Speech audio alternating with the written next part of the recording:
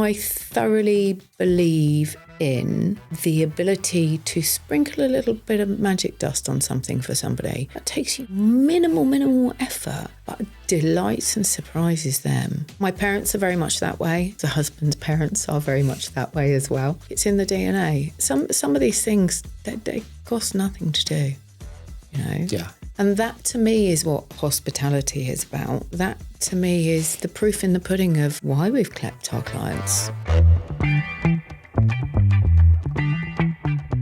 Before we dive into today's episode, a quick word from our sponsors. And by sponsors, I mean me, because Burko & Beyond is now proudly brought to you by Chuffed Productions, the video production specialist based right here in Berkhamsted. I know, I'm sponsoring my own podcast. I should have thought of it before, right? So if you've got a challenge in your business that a video could help solve, we'd love to help. Head to our website, chuff.video, to get in touch. Now on with the show. Melanie Harrison, welcome to Burko & Beyond. Well, thank you. May I call you Mel? Yes, you may. Thank you very much indeed. That's quite all right. It's great to have you here, mainly because we get to talk about wine. We are.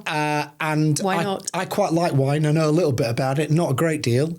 You knew about it, but didn't know about it. Not and then really. Learned. I should just ask you a question, really, shouldn't I? And say, Yes.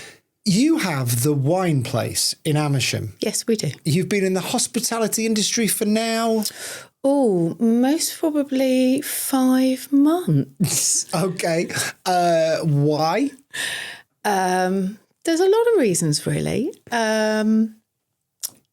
My husband and I love wine. That's kind of the core of it all. Good starting point. It's a good starting point. I'd got slightly bored of walking into restaurants saying, or bars or anything along those lines saying, what would you like to drink, darling? Well, I'd like something wet and white and cold. I wanted to be a little bit more educated than that. We hung out with a group of people who liked wine, started to learn a little bit more, became confused because it seemed like a bit of a club that you couldn't really easily get into unless you know your Barolo from your Bardolino, from your Beaujolais, from your another wine starting with B. You get my drift. Yeah. When I got qualified, WSET qualified, it's kind of the global examinations that are recognised everywhere. Really enjoyed what we were doing and started to kind of impromptu share our knowledge with people. Whether they wanted it or not. Whether they wanted it or not, they seem to be receptive towards it, but mostly, not always, you know.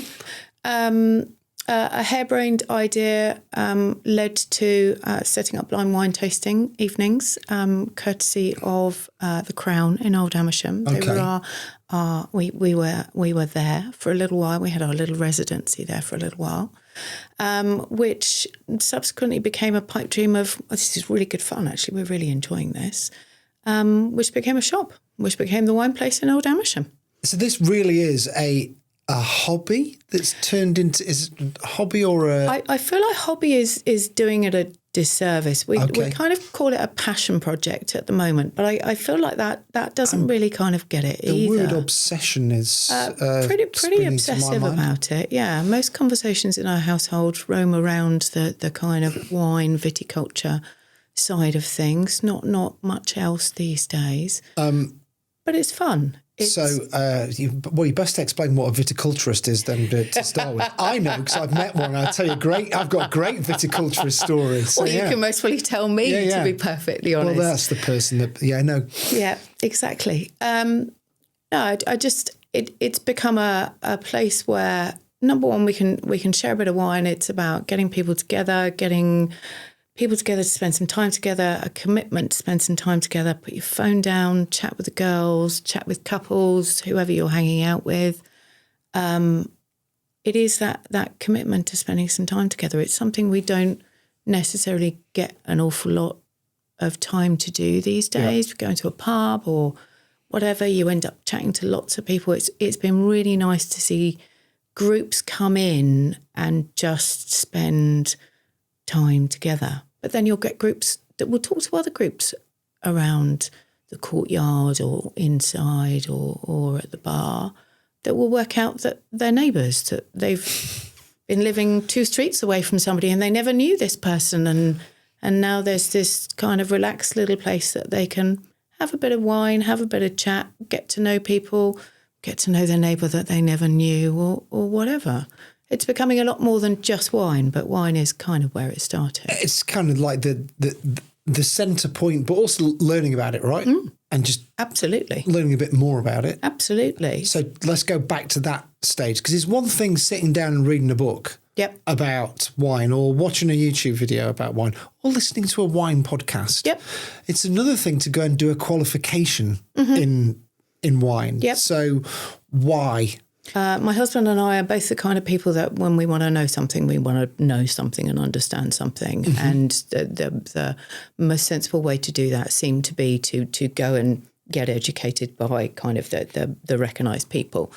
The education, the qualifications that you do are quite academic. So it's if you're left bank versus right bank, why is this wine bottle made this way? What is the process for orange wine versus kind of a rosé versus a red versus low intervention? Lots of weird and wonderful phrases that you've most probably heard of at some point that you don't really understand, and all the rest of it. So it's starting to kind of open you up to that level of education.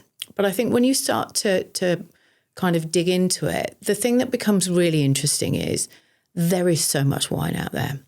There is so much amazing wine.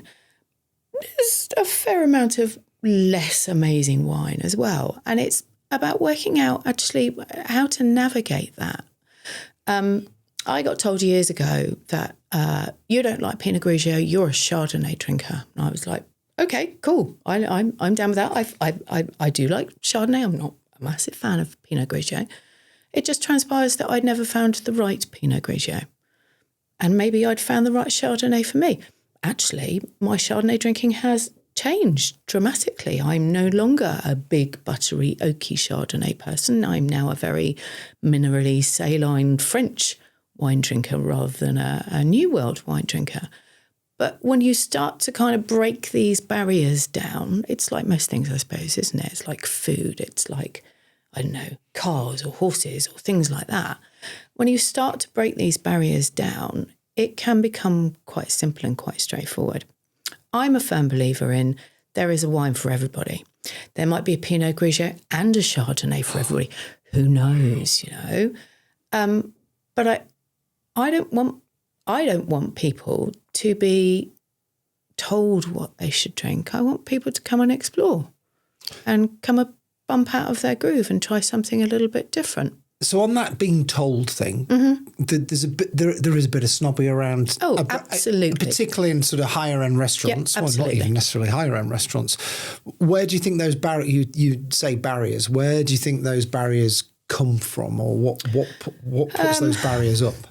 I think part of it is kind of heritage of the wine industry, and wine has been slowly adopted over time here. I remember days of my mum and dad having Le Piador. They had a red, they had a white. That was amazing. There's so much more wine than that now. And that's what I thought wine was in those days. It was expensive. It wasn't readily accessible. Now it's so much more accessible, but there's too much choice, I think, now. You can walk into any supermarket and you can find some really nice wines in supermarkets, but you can find stuff that isn't as nice. But because they've got marketing funds behind them, some of the bigger companies, you see it everywhere. We won't mention rosés or anything along those lines because we like to be, or Whispering Angels or anything like that. But you kind of see these brands being talked about everywhere, and it's like, okay, that's cool. That is a Provence rosé. Yes, it is. It is a Cinsault Grenache or whatever. Yes, it's very, very nice. Equally, I could introduce you to an Austrian rosé. That is amazing. That my customers come in and will try stuff and be like, I like a Provence rosé. Okay, cool. Try a Provence rosé. But I'd really like you to try something else, because a lot of this is about context.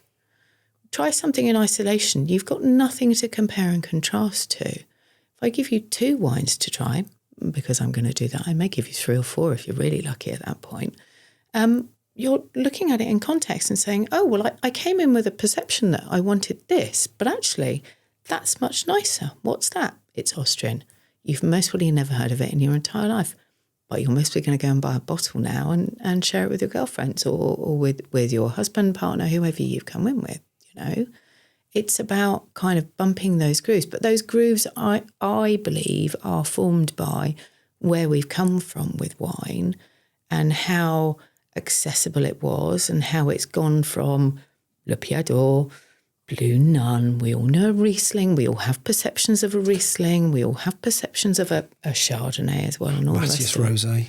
Oh, yeah, absolutely. There's nothing better with a curry than a Matthias Rosé. Matthias Rosé is lovely and there's nothing to be sniffed. There's nothing to be sniffed out there. But I think it has just, it's come over time, but now we've got this proliferation of wine everywhere and we've gone from kind of zero to hero. It's like, well, now I've got lots. What do? I now pick the stuff that I see marketed to me. Actually, there's more to it than that. But come along and try some stuff with us. And that's good marketing, right? Which it's great marketing, I think. You know a bit about. We'll come on to that later on, maybe. So that part of the reason you got into it was because the snobbery around it, which I mentioned earlier as well. So very much so. Talk to me a little bit about that, and then how do we not how's that snobbery avoided? Is it just the person? Is it? So I think the snobbery is always most probably going to be there. It's one of those things, it's a collectible these days. People are laying down serious money into wine because they're seeing it as an investment. Mm-hmm. So it's always going to have a certain kind of veneer to it, I suppose, at that point. We've got this very high-end stuff, or the perception of very high-end up here. We've got supermarket or wherever you're going to buy your wine from at that point, that is your $4.99, $5.99, sub £10 these days. There's a marked difference. You walk into a restaurant, most people do what I used to do, what I still do sometimes, which is I'll have a look at things and do you pick the house? Do you pick the cheapest? Do you pick the next thing down? Second one down. Let's kind of treat ourselves today, you know. I think it's always going to have a little bit of that. It's like I was saying about cars or watches or fashion or anything along those lines. You've got a certain amount of levels in there. For me, what I want to do is break down some of those levels, but make the entry point much easier. So rather than sticking in the rut of you've been told you like a Malbec or you've tried a Merlot and that was okay and it didn't make you go, oh, this is horrendous, that's what you're sticking to. I want to give people a place where they can come and we have everything available by the glass. And because it's available by the glass, you can try before you buy. There is nothing worse than buyer's remorse, especially if it's a wine, I feel. So try the wine before you buy it. People come in, I'd like a rosé. Okay, brilliant. I have 4. I have a French, I have an Austrian, I have a Spanish, and I have a Sardinian. Where are you on the grand scheme of things? Are you an atypical, I like a Provence rosé? Do you like something that's a bit saline, a bit minerally, that tastes of coastal breezes? Do you like something that's a bit fruity? Where are you in the grand scheme of things? And help guide people on that journey. So when you first opened the shop, the bar, the shop, we call it correctly? We call it a shop. We're a shop and bar. Yeah. People do come in and buy from us, but it is predominantly a bar. We would say bar first. So how did people react to the whole, the different way of service? The Mel style. No, you don't. Try this instead. No, it's been interesting. Some people entertain the game. Some people are know exactly what they want to drink and have seen something on the list that they know and love, and they're very, very happy to do that. Some people come in and I'm going to pluck lots of wines out, I suppose, now. I'm a Sauvignon Blanc person. I know what I want. I've got 2 very nice Sauvignon Blancs. Weirdly, they're from the same area, slightly different stories behind them. But actually, try one of those. But I can take you off down a path if you're open to that. I'm not shoving it at people, but a lot of people will come in and look, and they do what a lot of people do, which is they glaze a little bit and go, it's kind of the help that's behind the eyes. And you go, okay, where are you going to start? A rosé or a Sauvignon Blanc? Or they look at the top of the list and they go, this Spanish thing, what's this? Try it. Yep. It's just, it's a softly. It's not a forced upon thing. The only thing I will ever ask is if you come in and try something, you try 2. You don't try 1. And they're not, you're trying 125 ml or anything. You're literally getting a taster in the bottom of a glass. You've got margins to think about, right? But my bottle's open, you know. So you're having a sniff, you're having a taste, you're having a chew and seeing what you think of something. You do it in context. To start off with, lots of people thought there was a catch to it. But are you sure? Mm-hmm. Are you sure you want me to do that? Well, absolutely. Why would you not? I'm offering you a taste of something. I don't understand why more wine places don't do it. Who knows? Maybe we'll start a trend. Maybe we'll start a trend of people going to other wine places saying, can I just try that first? Who knows? But I want to give people some confidence as well that actually they can explore without any qualms. They can explore without any judgment. I get lots of girls coming in, lots of guys coming in as well saying, can I have a rosé? Can I have a glass of ice with it as well? Absolutely. It's fine. It's no problem at all. But it is about breaking down some of those barriers, about making it more accessible, but giving you that entry point into something that's a little bit fun. Yeah.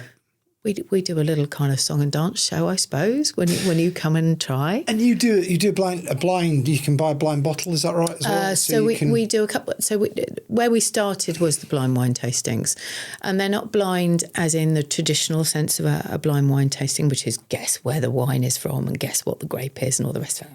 I wouldn't do. Nobody would have a clue. It's red or white usually at that point. We do 6 wines. They are served blind to you. So they're served in little Hessian sacks with numbers on them. So you have no idea what you're trying. You know when it's poured in your glass, whether it is red, white or rosé. We do chuck the occasional orange in there, which tends to meld people's brains a little bit. But we do them in pairs. You have context when you're comparing and contrasting. But again, it's about helping you decide whether you like something without the fuss of a label, a grape, a brand, a price point, because you have no idea what's being served to you at that point. So you can make a decision based on what's going on in your nose and your mouth and your brain and what that's telling you at that point. You try it with food. So we do all of our wine tastings with cheese and charcuterie as well. It's kind of the easy thing to, I'm going to have a bottle of wine and a massive great big hunk of cheddar or whatever of an evening. But yeah, so you get to try stuff in context. If you decide you don't like it, there are spittoons. So if you're like, I don't like that, it's going to go in spittoon. We suggest you find somebody else around the table that likes it because, it's always 50-50, these things. But it's about working out what you like without all the paraphernalia and the noise around you to go, oh, but you should like this. Oh, but that's a blah, blah, blah, blah, blah. We're minxes every now and again. We'll put 2 Chardonnays back to back. You'll get lots of people that are like, I don't like a Chardonnay.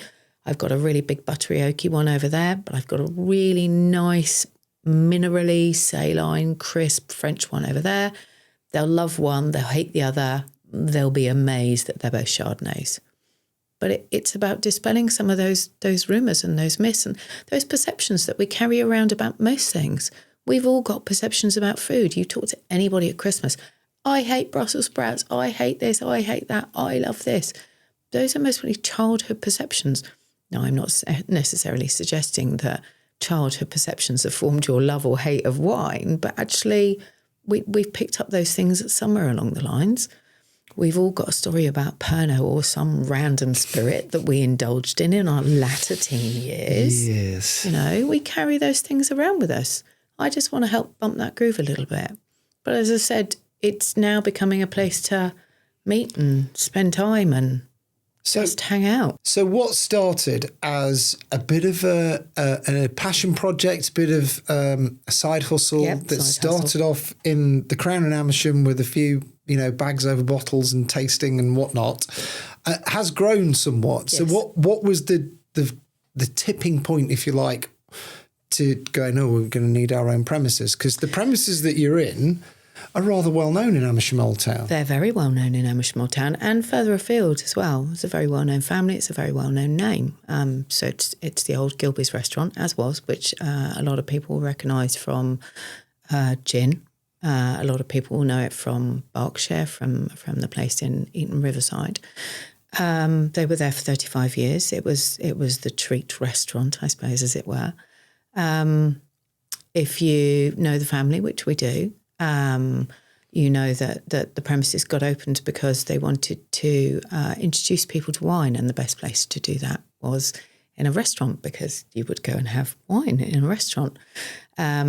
Unfortunately, Michael, the father of the family, passed away a few years ago, and Lynn, mother of the family, decided that she would kind of ratchet back on a few things, and unfortunately Gilbey's was one of those. So, I mean, we've lived in the local area. We live on the high street, kind of 400 yards away from our shop and bar, as it were. We've been there since 2014. So we class ourselves as local now. We're not as local as some of the locals that have been there, that have been there forever and ever, amen, but we kind of class ourselves as local now. And we went to Gilbey's for a treat every now and again. We'd sit in the corner and have our lovely fish and chip lunch and all the rest of it. And it's a lovely place, a beautiful courtyard. It's, I think, one of the best venues. It's a 400-year-old building. It's beautiful. And we didn't want to see it turn into flats or an office or a chicken shack. So you've almost become custodians of that building as well. I feel that we have. Yeah. So there's a pressure with that, presumably, or? Oh wow, yeah, definitely. And there was a lot of chatter around what's it going to be, and then who's taken this? Oh, and what's going on? What's going on in there? There are builders in there. Yes. We've had, I can't tell you how many people come in and say, I just want to have a look. I used to have my dinner with my parents over there. Have you still got the private room upstairs? No, we haven't, by the way. I used to sit in the back room. We've now turned it into a snug. I got engaged there. I had my first dinner with my now husband and his parents, and it's a well-revered place, I feel, in Old Amersham. We've kept a tiny little piece of the yellow paint on the wall. I'm going to stick a frame around it shortly. We kept some of the old signs. Yeah. I feel that custodians is mostly a good word, actually. I feel that we're custodians of it. I want to see it carry on and see it carry on in a similar vein, that people could come and spend time there, spend time with family and friends. But it's just maybe not with the restaurant side of it now, maybe just the wine side of it now. Can we just talk a little bit about the business side of things of this? Mm-hmm. Because obviously those people that were thinking, who's taking over this building? Hey, don't panic, everybody. Someone's moving in with oodles and oodles of experience of hospital. Oh, no, hang on a minute. This is a side hustle. Oh, good. So there's that, I guess, but also going into the hospitality industry. Your background's marketing, which we'll cover in a minute. Absolutely. But going into the hospitality industry at a time where you read anything about the hospitality industry and it's like, run away. So why? What was the... So I suppose there were a number of trigger points for myself and my husband. He has a name, Rob. He's not nameless. I was going to say that would be weird not to talk about him. My husband. We talked about it a lot before we stepped into we're going to sign the deal and do the thing. And for us, I think it became if not now, then when. It's something we've always wanted to do, and it's something we know ourselves very well and we know what we're capable of. We thought we'd do quite well at. Sounds a bit braggy, maybe. I don't think it is. No, I don't think that sounds braggy. It's a self-awareness is a good thing. There's some self-awareness around the pair of us, and we know what we bring to the party. The custodian piece was actually really important to us. It was our treat restaurant, as I say, and I don't say that lightly. We've eaten in all of the restaurants in Old Amersham and further beyond, and that one was quite a special little place to us. It's central to the community. It's slap bang in the middle of the town. And we're very emotionally tied to where we live. It's the first place that I think the pair of us have lived in for an extended period of time that we both feel very wedded to, that you have the conversations, well, if I got run over by a bus, I'd love to see you still being here. And that's kind of how we feel about the place. We've run a business here since 2014. It's home for us. It's really home. And we want the people in our community to understand how we feel about the place that we've taken on and what we're trying to deliver. And we've had some anecdotal feedback from some of our locals, which has been, makes you do your happy chair dance, basically. It's lovely, and they're very proud of what we're doing, and that makes us, that kind of accelerates things and all the rest of it. So yes, there was no reason for us to get into hospitality, and by all rights, yeah, we should have run. It's not an easy thing to do. You've got customers for a start. They're never the easiest things to deal with. It's and jumping from B2B to B2C it's not easy. And they're going to tell me to my face that they're not happy with this. It's not going to be in an email. Wow, no, it's not going to be in an email or anything along those lines. And yeah, sometimes people will catch you whilst you're in the middle of, I don't know, unblocking something, or you've just discovered something behind a wall that 400 years ago was brilliant, but now is going to cost you a lot of money to get resolved and all the rest of it. Yes, we've inherited a building that's 400 years old and it's been empty for a couple of years. So it wasn't an easy thing to start off with, and it's kind of 2 steps forward, 3 to the side, a little bit of a cha-cha-cha, and then you move forward again. Have you found that people are sympathetic towards that, and that they can see that you've got, there's a hell of an investment there as well, isn't there, in the building and the fact that you're wanting to rescue it for everyone, kind of. I think people are understanding when they engage a little bit. Mm-hmm. If somebody's just coming in for wine and I just want to grab my bottle, I just want to go and sit outside, I don't really need to chat with you. And that's fine. That I have no problem with that. I'm not going to turn those people away at all. But I think when you start to understand the people a little bit more, we're as engaging as we can be when people walk in, that everybody gets the same welcome.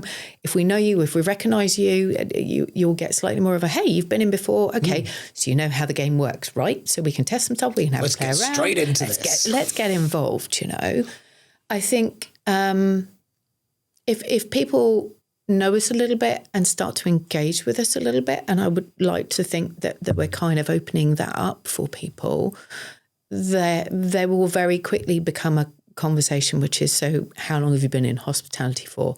Well, since the 6th of March this year. Yes, we've both had jobs in hospitality before, many, many years ago, but I feel that our normal day-to-day job kind of lends itself quite well to what we're doing now. So by rights, yes, we should have run, but by rights also, I think we're quite well attuned to delivering a good experience. Speaking about the normal day-to-day job, I mean, it's not normal, is it? Marketing? What is marketing normal these days? Is smoke and mirrors, is it? So how many years at that game, and what's it like running the two side by side? And do you have any time off? Sundays. Sundays are sacred now. They are a weekend in their own right. Yeah. The normal day-to-day job we started in 2014. I've always worked corporate. He'd always worked tech. The two came together quite well. My background is marketing forever and ever, amen, but marketing in kind of the .com boom. So FreeServe, Alta Vista, Orange, tech stuff. So I kind of feel like I've been there, seen it, done it, got the T-shirt in a lot of ways. The heady days of the internet bubble. 2014, we started the agency, Thinking Fox. We said we would never take on big clients. We picked up a large publisher, Penguin, in our first year. Walked out of a pitch, a competitive pitch, went, yay! Oh, they've been a client ever since. They're still a client. Amazing. They're an excellent client. We are very grateful to them. They've opened a lot of doors for us. We don't specialise in a specific vertical, but we kind of look after problem children, I suppose, people that have got a crunchy problem in some form of marketing, usually got some digital manifestation to it. So predominantly websites is kind of where we started most things. But yeah, it's fun. It's morphed an awful lot in recent years. We grew an awful lot. We then shrank an awful lot in our first years together. We then hit a happy medium of 6 of us that all work together, that know each other very well, that work very well together. So yeah, how does that fit along the other job? Yeah, side hustle? How does it fit with the side hustle? But also, it's one thing to be in business with, as it shall now be known on this podcast, the husband. Mm-hmm. It's another thing to run 2 businesses together, I would think. So, how does that dynamic work, and how does the dynamic of running those 2 businesses work? I think it's interesting. When I first announced to my friends and colleagues that I was leaving where I was employed in 2014 and I was going to go and start an agency, they all looked at me and went, "With who?" And I told them, and they went, "You're mad." It was the same year we moved house and we got married. So, if that didn't break it was good,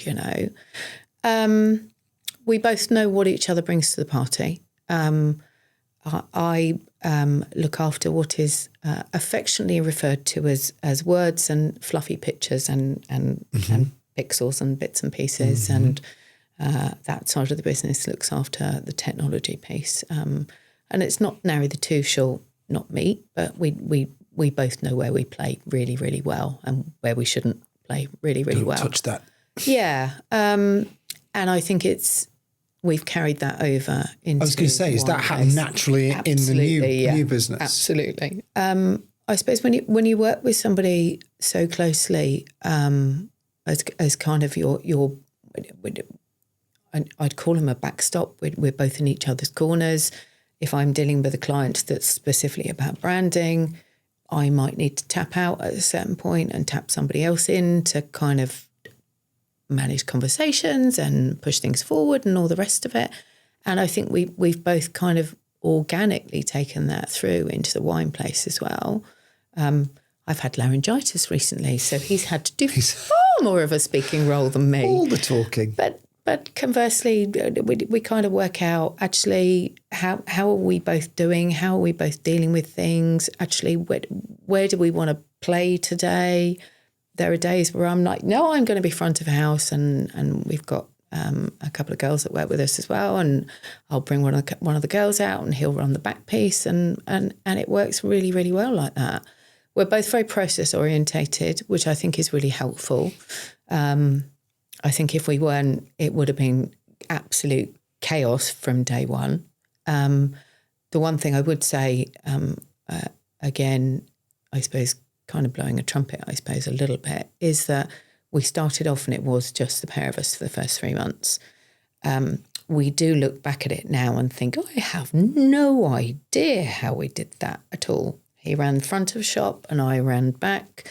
We serve small plates, cheese, charcuterie, bits and pieces like that. So I would be dealing with all of that side of things, and he's playing the wine game with people. Do you really have no idea how that is, or is it down to just a resilience or a knowing each other, right? And also, there's no other way, right? It's the only way this business is going to get off the ground is if the 2 of us do it. Yeah, the only way is through at that point. And I think there has to be a certain resilience, pig-headedness, bloody-mindedness, whatever you want to call it, that actually, whilst there are days where you're slammed and you're 4 deep at the bar and you're run off your feet and you're like, and I've got to remember an ice bucket for you and I've got to, it's really good fun.